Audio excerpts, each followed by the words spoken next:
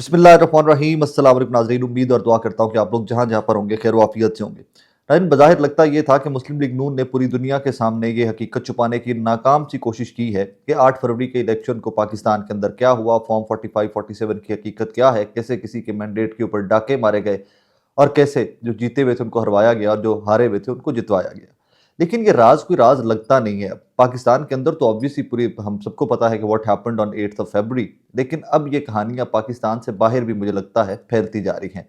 और मरियम नवाज साहिबा के साथ एक हैंड हुआ है और अजीब सा वाकया उनके साथ पेश आया है। ज़रा वो उसको थोड़ा सा डिटेल में डिस्कस करते हैं। मरियम नवाज साहिबा चाइना जब जा रही थी तो उससे पहले बड़ी तशहीर की गई इस 7 रोज़ा दौरे की कि जनाब ये पहली खातून वज़ीर आला जा रही हैं। तो पंजाब की है ही पहली खातून वज़ीर आला थी, तो उन्हीं ने चाइना के दौरे के ऊपर जाना था। और उसके बाद इसकी तशहीर इस तरह की गई कि यार ये पंजाब का हुकूमती लेवल का दौरा है चाइना का। ठीक है, यहाँ तक भी समझ आती थी। दो कि किस कैपेसिटी में दौरा था, कैसे ये हुकूमत बनी हुई है, वो सवाल जो है वो तो तमाम के तमाम सवालात खड़े हैं वैसे के वैसे।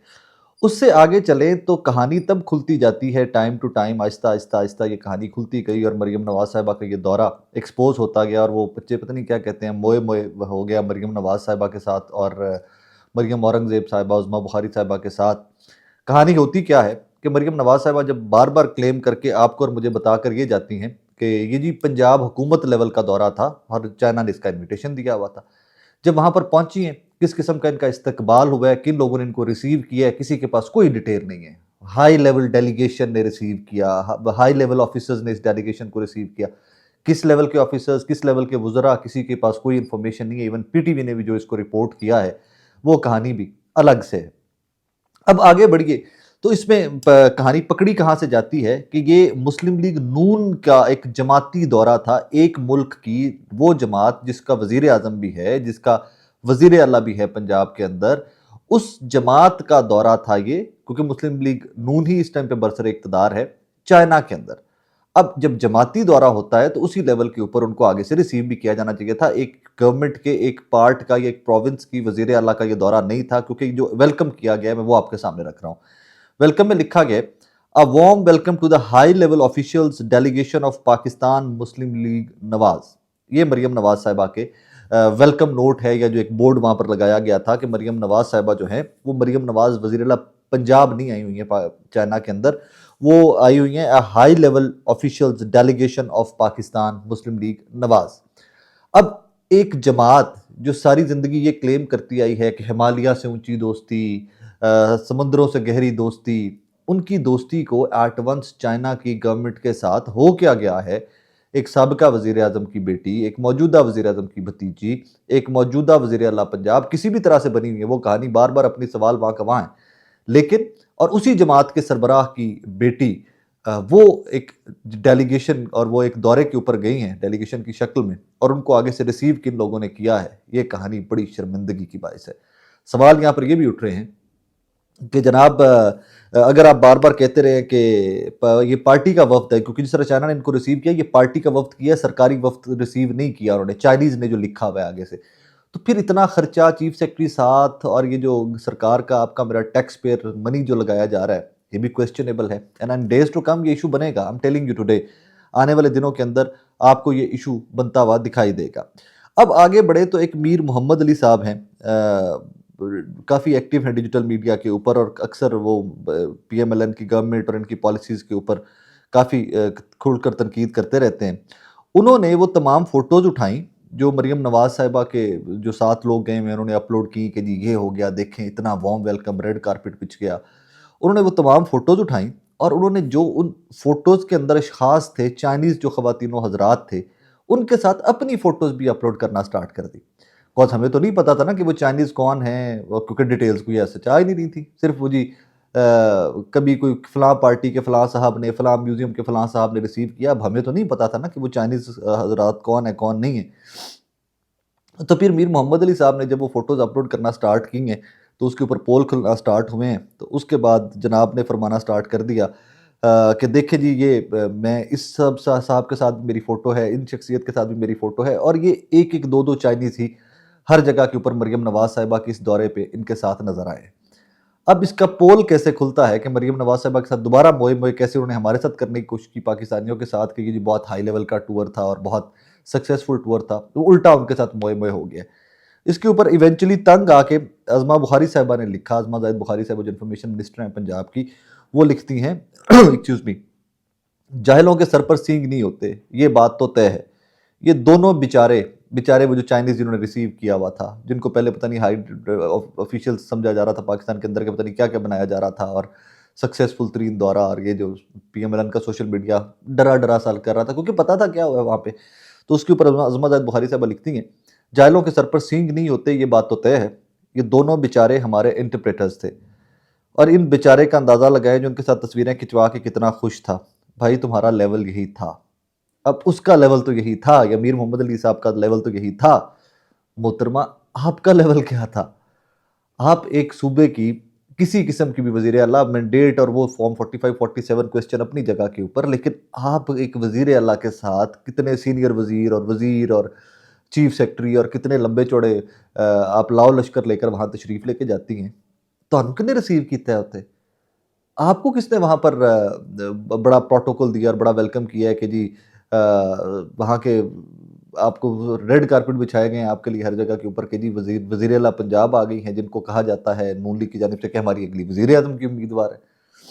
तो की बनेगा इंज, ये तो बड़ी वो किनका है, वो एक हमारी बड़ी मशहूर खातून एक्ट्रेस हैं सबा कमर साहिबा, हाँ उनका एक वो बड़ा क्लिप मुझे याद पड़ता है कभी कभी, बिस्ती जी नहीं होगी मेरी, ਉਹ ਇੱਥੇ ਕੰਮ ਲੱਗ ਰਿਹਾ ਮੈਨੂੰ कि बिजती जी नहीं होगी इन्हों दी, लेकिन फील करने वाली गल है, कोई फील करता है कोई नहीं करता।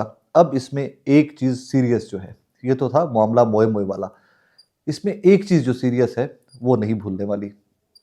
जो स्टेटमेंट इसहाक डार साहब ने दी थी चाइनीज़ एम्बेसडर की मौजूदगी में, और उसके ऊपर चाइना ने बकौल नुसरत जावेद साहब के भी और कुछ और लोगों के भी चाइना ने रिटेलिएट किया था उस स्टेटमेंट के ऊपर, शायद ये उस स्टेटमेंट का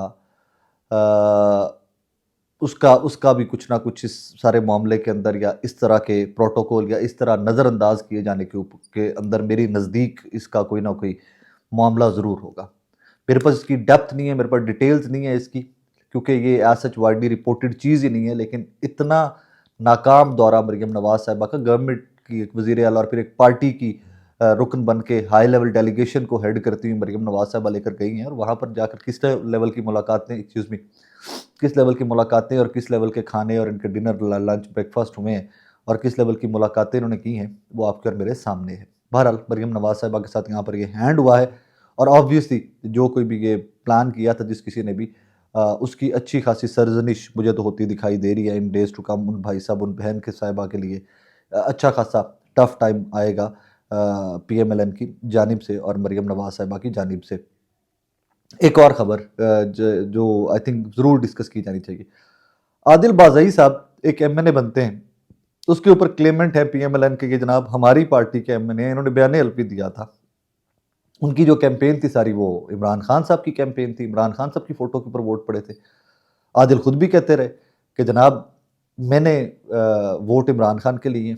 आदिल साहब के ऊपर जब ये प्रेशर था पीएमएलएन और पीटीआई वाला, तो उस टाइम के ऊपर आदिल क्लेमेंट है कि उनकी 1 अरब रुपए की प्रॉपर्टी एक्सक्यूज़ मी, 1 अरब रुपए की प्रॉपर्टी जो है वो गिरा दी गई इसी सारे चक्कर में प्रेशर देने के लिए कि जनाब आप पीएमएलएन में शामिल हो। वो नहीं हुए, इवेंचुअली रेफरेंस मूव किया गया, इलेक्शन कमीशन ने डीसीट कर दिया।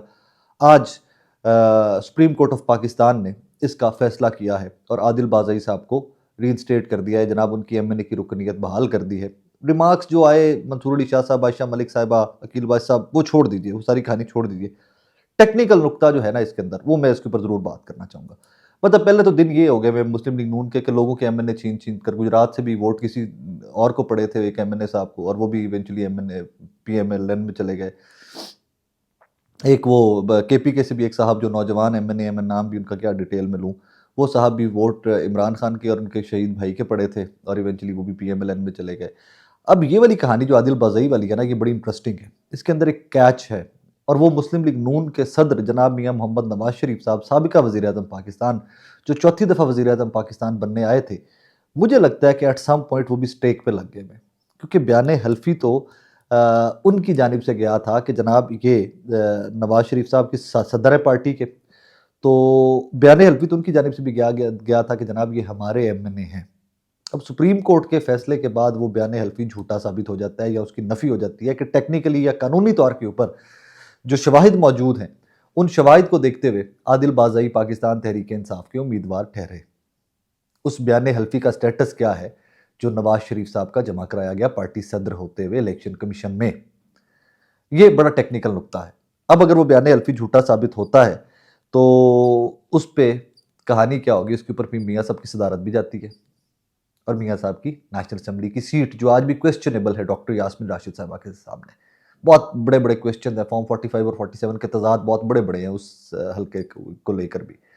तो मियाँ साहब की वो तज़ादात से भरपूर सीट जो है, जो रिज़ल्ट कंपाइल हुआ है डॉक्टर यास्मीन राशिद साहबा के सामने, वो सीट भी एट स्टेक है। मतलब की किस्मत पाई है मियाँ साहब ने, वज़ीर-ए-आज़म नहीं बन सके, चुप करके कभी मरी के पहाड़ों में, कभी मॉडल टाउन में, कभी जाती उम्रा में ज़िंदगी गुज़ार रहे हैं। लंदन भी जाते हैं तो वापस आना पड़ता है क्योंकि प्रेशर बहुत बढ़ जाता है कि मियाँ साहब पाकिस्तान छोड़ के चले गए हैं। फिर एक दफ़ा वो डिसहार्टेड है, पाकिस्तान की पॉलिटिक्स से डिसहार्ट हो गए हैं। तो यहाँ पर ये कहानी जो है ये बड़ी इंटरेस्टिंग हो गई है। अब पता नहीं पीटीआई इसको कैसे लेके चलती है, लीगली इसको कैसे लेकर चला जा सकता है। लेकिन ये जो हल्फनामा है ना मियाँ नवाज शरीफ साहब का, ये बड़ी इंटरेस्टिंग सिचुएशन है। और ये मुझे लगता है कि ये डेवलपिंग स्टोरी है, इसमें अच्छी खासी डेवलपमेंट्स हो सकती हैं इन डेज़ टू कम। लेकिन ये भी एक पाकिस्तान का ये भी शर्फ़ पाकिस्तान ही को हासिल है कि यहाँ पर जब वक़्त आपके साथ हो, हालातों वाक़यात आपके साथ हों, तो आप कुछ भी कर लें, कोई केस नहीं आपके खिलाफ खुलता। और जब आपका वक़्त नहीं होता, जब आपके वक़्त खिलाफ होता है, तो आप छींक भी मारें, तो उस छींक के ऊपर भी एक केस बना दिया जाता है कि इस छींक मारा था, इस वजह से साथ वाले घर में कोई साहब थे, वो डिस्टर्ब हुए थे, लिहाज़ा एफ़आईआर होगी दे दी अंदर। फिर वो छींक मारने के ऊपर भी एफ़आईआर इस मुल्क के अंदर हो जाया करती है। बहरहाल, आदिल बाज़ई की सीट रीइंस्टेट होना मेरे लिए बड़ी खबर नहीं थी। मेरे लिए बड़ी खबर, ये जो बयान हल्फी वाली कहानी चल पड़ी है ना, ये है। एनीवेज़ अपना बहुत सारा ख्याल रखिएगा, दुआ में याद रखिएगा। अल्लाह हाफ़िज़।